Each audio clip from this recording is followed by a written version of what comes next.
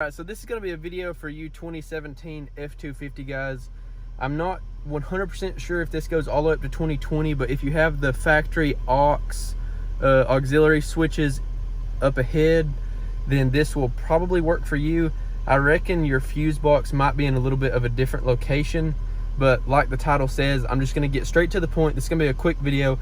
I'm going to show you all how to have constant power on your auxiliary switches. Now this will only work for 5 and 6. Which is the 50 amp or 60 amp, I think. So if you need less amperage than that, then you have to step it down with a fuse on your power wire. But you will literally, let's say you have a light bar, for example, and you want to be able to turn it on even when the truck's off, or if you have auxiliary backup lights or trailer lights or anything like that, and you want to hook them up to aux 5 or aux 6, then you will literally ground the ground wire. So I'm going to use a light bar, for example. So it's going to have a red and a black wire coming off of it. You will ground the black wire to the body somewhere on a good ground, and then literally just run the power wire to the wire that I'm about to show you underneath the hood, and then you're going to flip a switch in the fuse box. Now on this truck, it's a 2017, and the fuse box I'm going to be showing you and talking about is on the driver's side.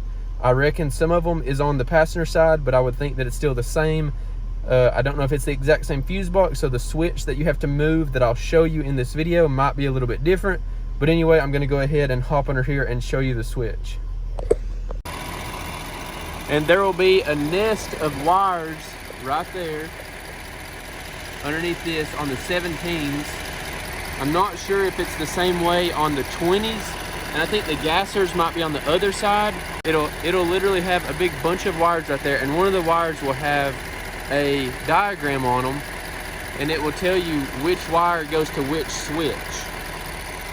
And once you take out this small little 5 amp fuse, you can go ahead and take your pliers and push this black box over. And whenever you push that black box over, you just put the fuse back in there, and then you're good to go. That will stay on all the time. And you literally just run the power wire of your lighting to that power wire and then ground it somewhere on the body. And then as soon as you flip this switch, the lights come on. So see, now if I flip that switch off, the lights turn off.